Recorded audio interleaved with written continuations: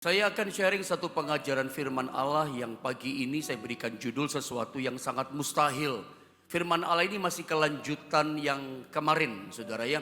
Jadi saya berharap tentunya Anda yang belum mendengar firman Allah yang kemarin, dengar kembali itu supaya nyambung bagiannya lengkap dengan pagi hari ini ya. Kita masih bicara tentang sesuatu yang sangat mustahil yang kita harapkan dalam hidup setiap kita. Langsung kita baca ayatnya Bapak Ibu Saudara.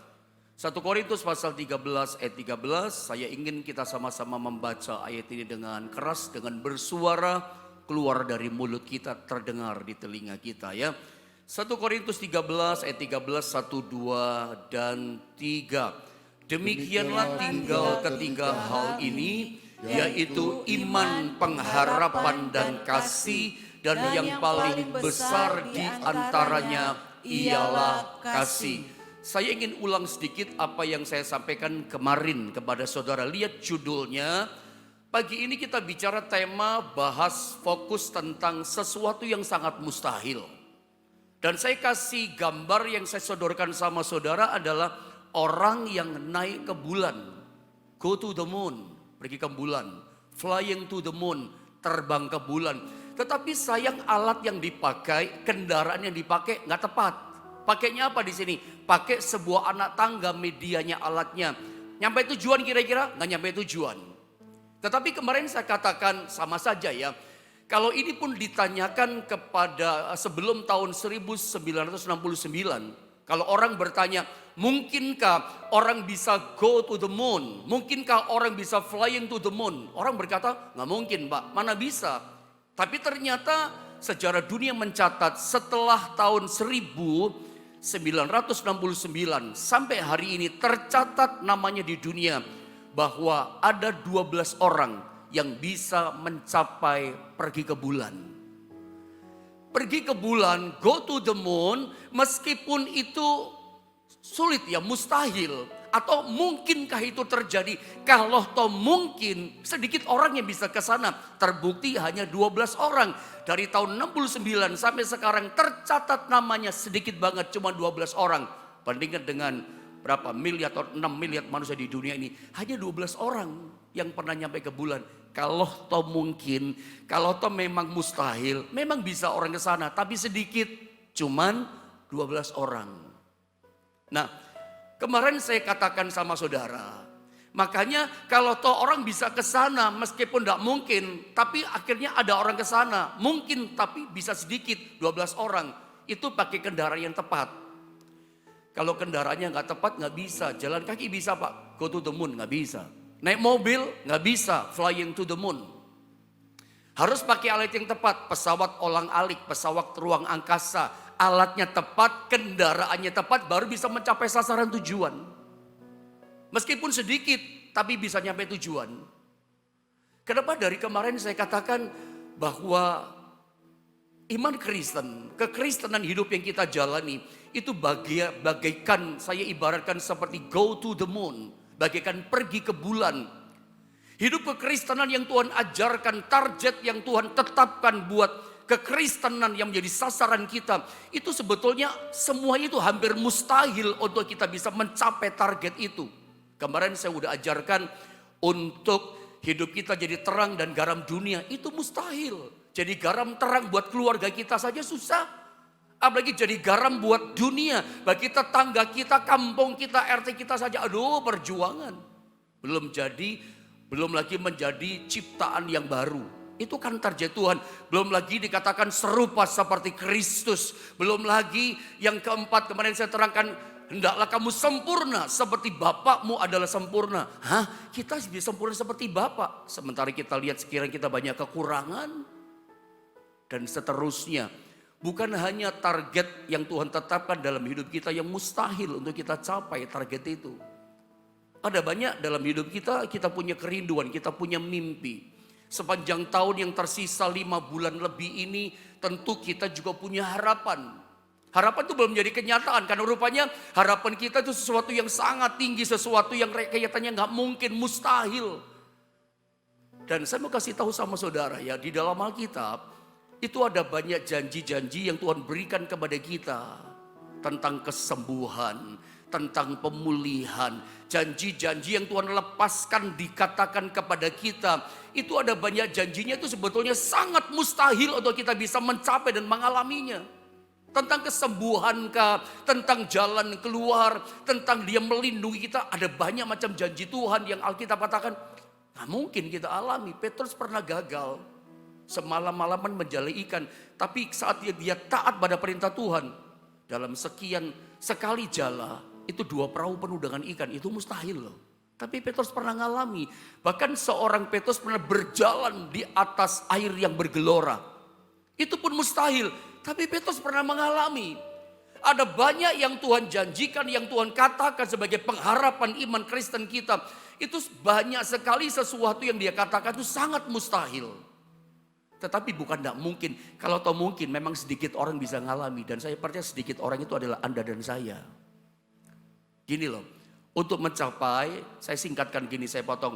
Untuk mencapai janji-janji Tuhan, target Tuhan, rasanya kalau kita berpikir mustahil mencapai itu. Mustahil Pak, saya ngalami janji Tuhan bisa mencapai, ngalami dalam hidup saya.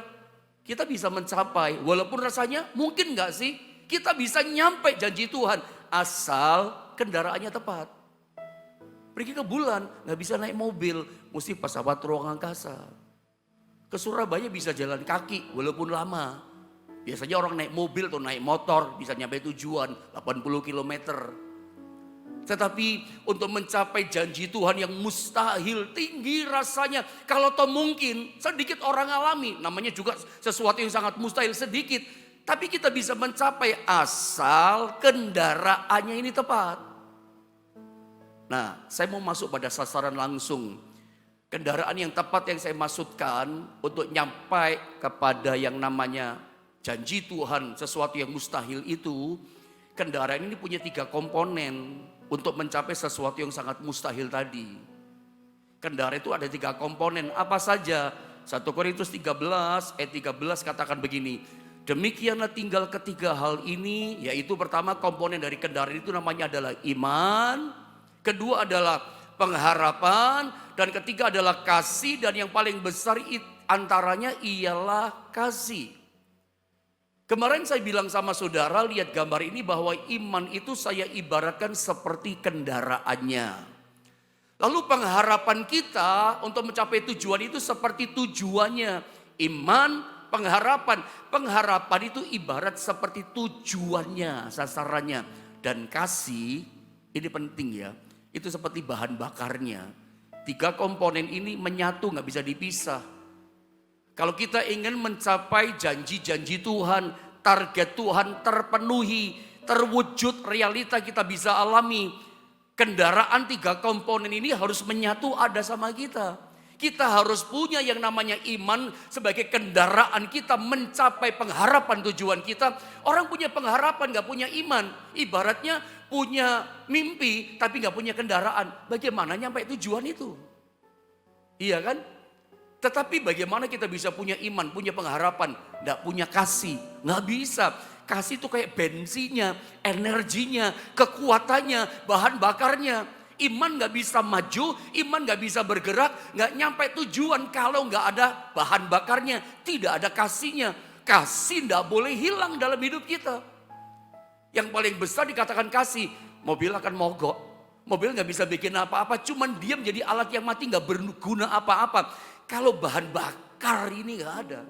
Tapi punya kendaraan, gak punya tujuan, juga muter-muter gak kemana-mana saudara ya. Jadi dari kata-kata yang saya singkat ini, semua satu kendaraan ini 3 komponen, itu mesti ada dalam hidup kita. Sekarang saya bahas yang namanya iman.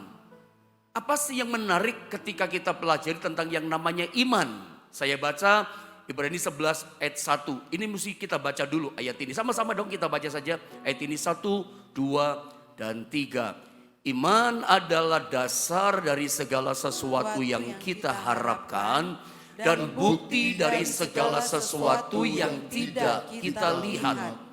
Apa yang menarik ketika kita bicara bahas yang namanya iman? Karena iman itu bagaikan kendaraan yang kita tumpangi mencapai harapan tujuan kita. Apa sih iman?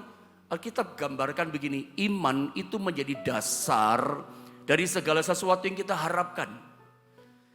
Jadi dasar dari semua harapan-harapan kita, dasarnya harus iman. Orang hidup pasti punya harapan. Apa sih harapan saudara pagi ini? Saya ingin Pak, rumah tangga saya dipulihkan. Itu kan harapan kan? Kenapa orang bercerai? Seringkali kita itu apa ya, seperti mengkonfrontasi tentang perceraian seseorang. Oh dia cerai karena ini, dia cerai karena suami gini istri. Sebetulnya orang bercerai, memutuskan bercerai. Sorry ya kata-kata saya kasar, bodohnya kita. Selalu ketika lihat perceraian seseorang, kita konfrontasi. Kenapa sih cerai?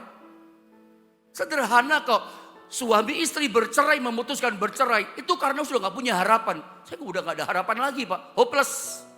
Makanya diputuskan cerai. Tapi ingat ya, perceraian dalam keluarga rumah tangga Kristen itu kebencian buat Tuhan. Nggak boleh orang Kristen bercerai sampai maut, kematian memisahkan kita berdua. Apa sih harapan orang? Saya pengen rumah tangga saya dipulihkan. Engkau mungkin hari ini kehilangan anak-anakmu. Hancur masa depannya, terikat narkoba. Anaknya masih hidup, tapi kita kehilangan itu anak. Udah jadi pemberontak dia. Ada punya harapan. Sambil Anda nangis mungkin berkata, aku ingin anakku dipulihkan di jamah Tuhan. Tobat Pak, tobat. Termasuk kau punya harapan buat suamimu.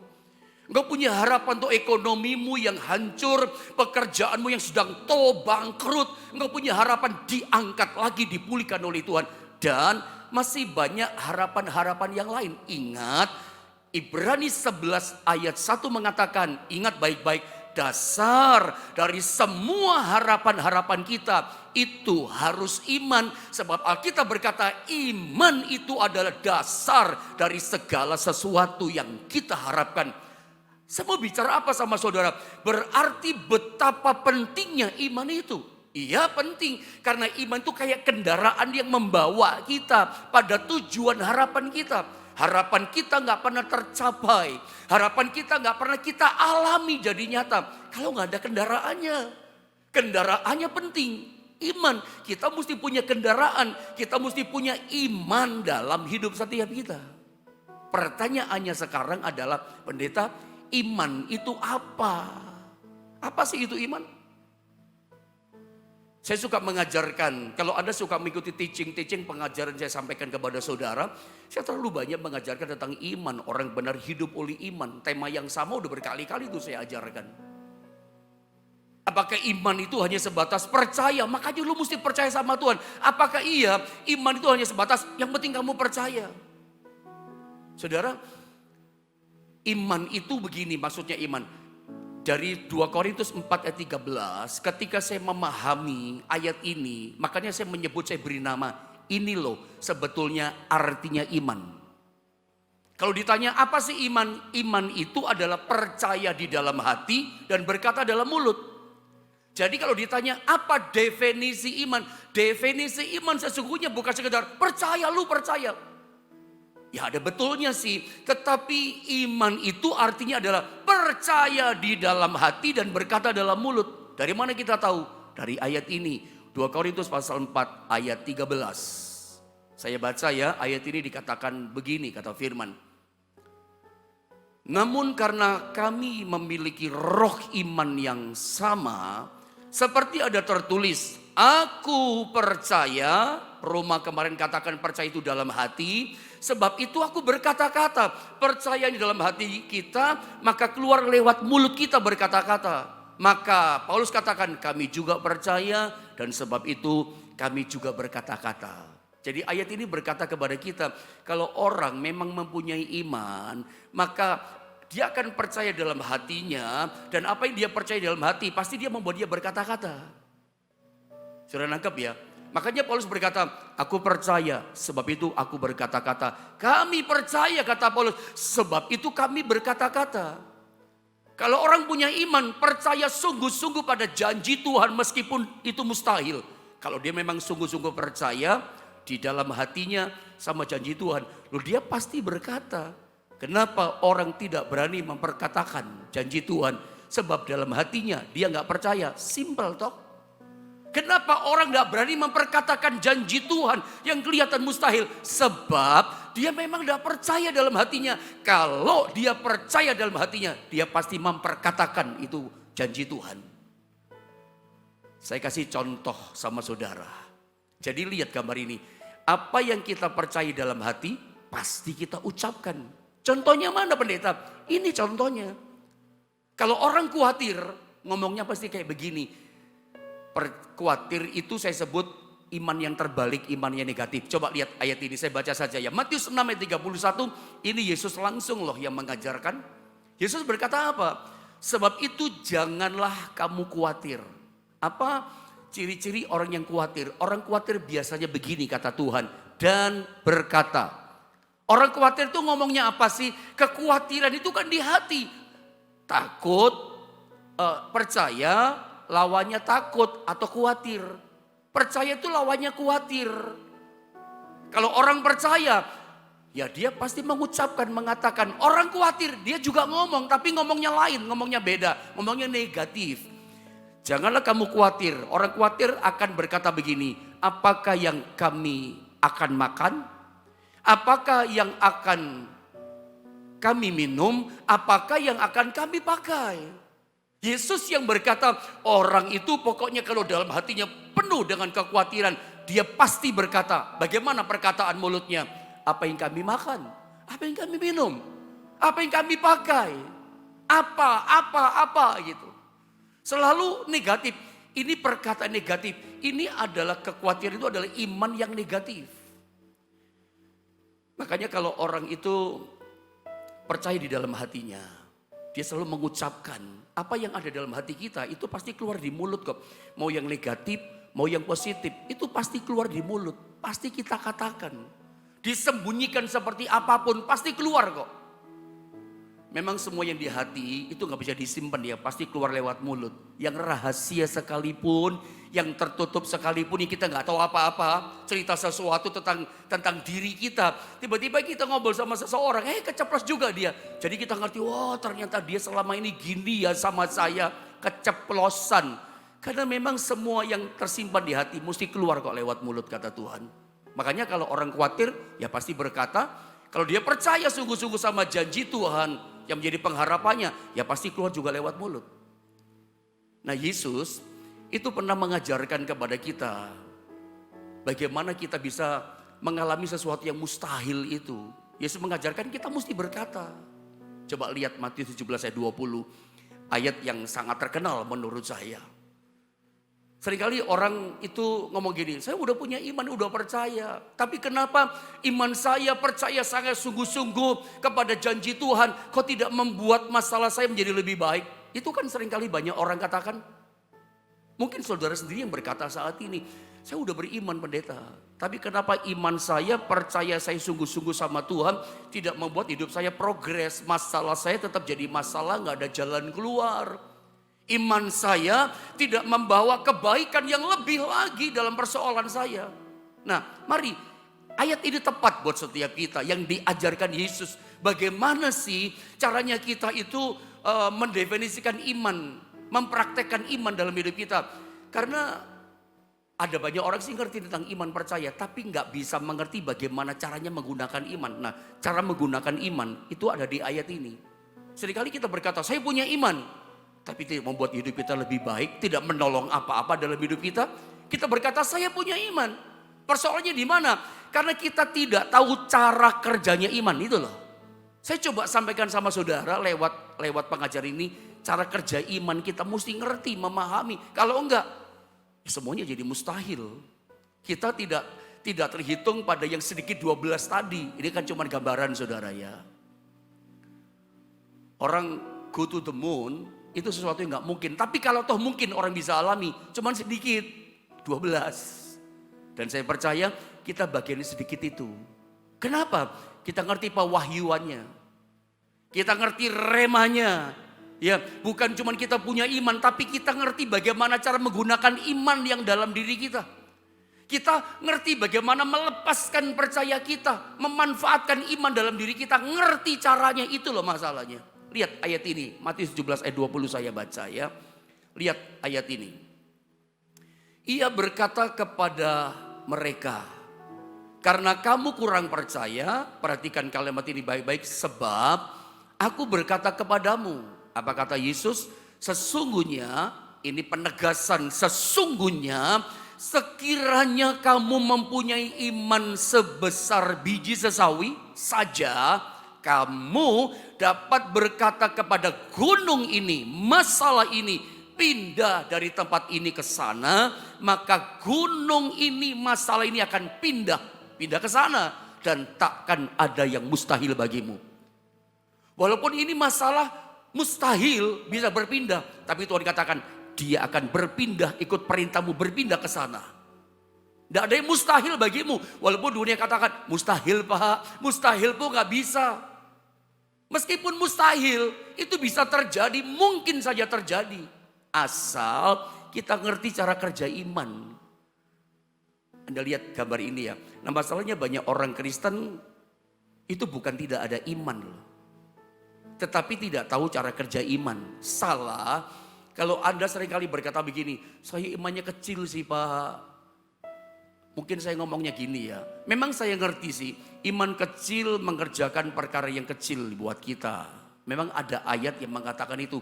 Iman yang besar itu mengerjakan, memberikan perkara yang besar pada kita. Tapi dalam pengajaran khusus Matius 17 ayat 20, Yesus tidak mempersoalkan besar kecilnya iman rupanya. Sesungguhnya aku berkata kepadamu, kalau kamu punya iman sebesar biji sesawi saja.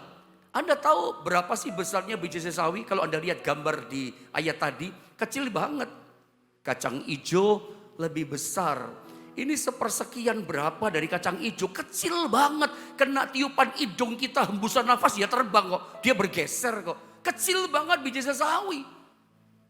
Yesus berkata begini dalam ayat ini, sesungguhnya kalau kamu punya iman sebesar biji sesawi saja, kamu dapat berkata kepada gunung ini, dapat berkata kepada masalah ini, hai masalah, hai gunung, pindah dari sini, pergi ke sana. Yesus tidak mempersoalkan masalah kecilnya iman, besarnya iman. Yang penting kita punya iman meskipun kecil, tapi kita ngerti cara memanfaatkan, cara kerja iman. Nah iman itu baru bermanfaat buat setiap kita. Pertanyaannya, cara kerja iman itu seperti apa? Coba Anda lihat gambar ini, cara kerja iman itu kayak apa sih? Karena iman baru bekerja ketika kita berkata ternyata. Yesus berkata seperti itu. Cara kerja iman seperti apa? Rupa-rupanya iman baru bekerja ketika kita mengucapkan, ketika kita berkata. Hai gunung, coba saya baca sekali lagi ayat ini ya. Dikatakan, karena kamu kurang percaya, sebab aku berkata kepadamu sesungguhnya sekiranya kamu mempunyai iman sebesar biji sesawi saja, kamu dapat berkata, saya ulang, kamu dapat berkata kepada gunung ini. Bagaimana cara kerja iman buat diri kita? Seringkali orang berkata, saya udah beriman pendeta. Lama saya beriman tapi tidak membawa kebaikan buat masalah saya. Gini-gini aja masalah saya. Sorry saya katakan jangan-jangan Anda cuma punya iman tapi gak bisa menggunakan iman. Cara kerja iman Anda gak tahu menggunakannya. Makanya iman gak ada faedahnya, gak ada manfaatnya. Ada di tangan saudara. Punya kuasa yang dahsyat, punya iman tapi gak bisa menggunakan. Bocah ya kan. Gak ngerti cara kerjanya. Bagaimana cara kerja iman? Kita mesti berkata, udah punya iman ini. Dalam hati kita percaya. Katakan yang di dalam hati sungguh-sungguh percaya iman ini. Itu keluarkan lewat perkataan. Kepada apa? Kepada gunung ini. Kepada masalah ini. Ayat ini katakan begini. Maka dikatakan, kepada gunung ini pindahlah dari tempat ini ke sana. Perintahnya detail ya jelas. Hai gunung masalah, pindahlah dari tempat ini, pindah ke sana. Seperti ditunjukkan sama pindah ke sana. Berkata kepada masalah. Kalau misalnya saya berkata kepada yang main keyboard, saudara Rio ini, Pak Rio ini, karena dia baru menikah kan, Pak Rio ini, saya katakan, Rio, kamu pindah. Ternyata dia nggak mau pindah. Rio kamu pindah. Saya udah kasih instruksi. Pindah kamu, tapi dia diem aja, nggak mau pindah, diem aja. Dia nggak mau pindah, itu bukan karena dia nggak nurut sama saya. Dia nggak mau pindah, tetap duduk di situ sambil ngeliatin saya. Bukan dia kurang hormat sama saya. Dia lagi nunggu instruksi yang jelas, pindahnya kemana om. Itu loh maksudnya. Makanya pantasan dia diam saja. Pindah. Dalam hati dia begini, pindah ke sana, pindah kemana sambil ngeliatin. Ayat ini berkata, kamu berkata kepada gunung ini, pindah dari sini ke sana. Jelas instruksinya. Kalau saya pernah sampaikan pengajaran ini sama saudara, lihat gambar ini ya. Lihat gambar ini. Saya pernah khusus ajarkan tentang Yehezkiel pasal 37 itu pada hari Minggu. Entah kapan, udah lama saudara ya. Yang mengubah keadaan kita. Ini penting loh kata-kata ini. Kata-kata ini penting, ayat ini penting. Matius 17 ayat 20, Yehezkiel 374 itu sama, ini penting buat kita. Ini cara kerja iman tuh kayak begini nih. Yang mengubah keadaan kita atau masalah kita bukan saat kita bicara bercerita tentang masalah kita yang rumit. Tetapi saat kita berkata kepada masalah, bukan bercerita kepada orang, masalahku berat loh, sulit loh masalahku, aku gini kerjaan, uangku gini, ekonomiku gini, itu loh langgananku mulai sepi sekarang. Yang mengubah keadaan kita bukan pada waktu kita bercerita dari A sampai Z tentang masalah kita. Yang mengubah keadaan kita, kesulitan kita, waktu kita berkata kepada kesulitan itu. Waktu kita berkata kepada, hai gunung ini pindah dari sini ke sana. Berkata kepada masalah. Matius 17 ayat 20. Yehezkiel 37 ayat yang keempat. Itu kesulitan berpindah atau mengalami pemulihan, mengalami mujizat, itu bukan melalui doa. Saya katakan ini bukan mengecilkan kuasa doa. Saya sangat percaya doa orang benar besar kuasanya. Tapi ini bukan sekedar doa. Ada banyak orang berkata, saya udah doa lama Pak, saya doa tapi belum ditolong-tolong. Saya doa sudah lama Pak, tapi keadaannya masih sama, gak lebih baik. Ada apa? Ayat ini bukan sekedar doa. Tapi yang kita percaya di hati, kita berkata kepada masalah. Berkata, ini cara kerjanya iman. Kita berkata kepada masalah kita. Bukan bercerita asal-beza tentang masalah kita. Masalah saya ini loh, masalah gak mengubah apapun. Kalau kita cuma bercerita masalah, menceritakan masalah kita, gak butuh iman, gak pakai iman, cerita saja. Gak pakai kekuatan iman kita bisa cerita. Tetapi waktu kita berkata kepada masalah kita, itu butuh iman. Dan itu mengubahkan keadaan kita. Anda mau dibaca ini ayat? Coba saya tunjukkan ayatnya. Yehezkiel 37 ayat yang keempat. Lalu firman-Nya kepadaku. Lihat ayat ini. Tuhan ngomong sama Yehezkiel, bernubuatlah mengenai tulang-tulang ini. Dan apa saudara? Katakanlah kepadanya. Kepada siapa? Kepada tulang-tulang. Hai tulang-tulang yang kering, dengarlah firman Tuhan. Cerita ayat ini kan latar belakangnya gini. Tuhan tanya sama Yehezkiel, Yehezkiel, kamu lihat tulang-tulang kering di lembah itu. Kering. Sudah gak ada pelembabnya lagi, kering karena matahari. Bisakah tulang-tulang dihidupkan? Kalau Anda jadi posisinya Yehezkiel pasti berkata, mustahil Tuhan, gak mungkin Tuhan, sudah tulang kering kok. Ini kesulitan tingkat tinggi, kemustahilan tingkat tinggi. Lebih mudah Lazarus 4 hari busuk dibangkitkan dibandingkan tulang kering. Ribuan tulang kering, sudah kering, bisakah dibangkitkan? Ya sekali bingung jawabnya, dia aman jawabnya, pilih aman kayak kita.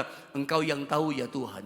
Lalu diajari sama Tuhan, supaya tulang-tulang itu dihidupkan. Berkata kamu kepada tulang-tulang itu. Nanti kalau Anda turun, dalam ayat selanjutnya, aku berikan nafas kepadamu, nafas kehidupan. Aku berikan kulit, aku berikan urat, aku berikan daging. Berserak-serak hidup, berkata kepada masalah. Bukan bercerita tentang masalah. Ada mau berubah keadaan saudara kesulitan? Mungkin bukan sekedar doa, walaupun kita percaya kuasa doa. Doa orang benar besar kuasanya itu yes. Itu absolutely amin. Gak bisa diubah, tetap hidup dalam doa, nafas kehidupan kita. Tetapi ada kasus masalah yang bagikan gunung yang besar. Dibutuhkan iman, percaya. Dengan cara apa kerjanya? Berkata kepada masalah itu. Tambah doamu dengan berkata, bernubuat kepada masalahmu. Hai masalah, katakan dengan jelas. Masalah apa? Sakit, ya ngomong sakit jelas. Sakit asmaku dalam nama Yesus, aku sembuh. Sakit kanker di rahim, aku sembuh. Katakan. Langganan sepi, itu masalah saudara. Katakan dengan jelas, hai gunung dari sini pindah ke sana. Detail, jangan bikin pusing masalahmu, jangan bikin stres gunungnya. Mau disuruh ngapain nih? Ini cuma guyon saudara ya. Jangan salah nangkepnya. Ngomong sama masalah itu. Ini sama dengan begini loh, orang boleh punya iman, coba lihat. Tapi kalau dia tidak tahu cara kerjanya iman, tidak akan pernah mengalami manfaatnya. Seperti Anda punya handphone, iPhone Pro 14. Canggih kan, mahal banget nih handphone. Tapi kalau handphone ini Anda berikan kepada orang yang primitif, gak ngerti apa-apa, percuma. Handphone termahal, handphone tercanggih, tapi di tangan orang yang tidak bisa ngerti mengerjakan, memanfaatkan, yang bojai percuma. Gak ada gunanya, gak ada faedahnya. Gak ada apanya saudara ya, sesuatu yang nyata buat hidup orang itu. Gak ngerti cara menggunakannya. Bila iman yang ada dalam diri kita itu dahsyat kuasanya. Kalau kita sudah punya iman, kita sudah punya kendaraan. Jadi betapa pentingnya iman. Tetapi ada pengajaran kedua, itulah pengharapan. Sedikit saya sentuh, lalu pengajaran ini selesai. Karena kasih itu kan motornya ya, energinya ya. Tetap harus punya kasih loh dalam masalah. Jangan sampai masalah kasihmu kendor, gak ada bensinnya, gak bisa jalan. Nah saya terangkan sedikit tentang pengharapan.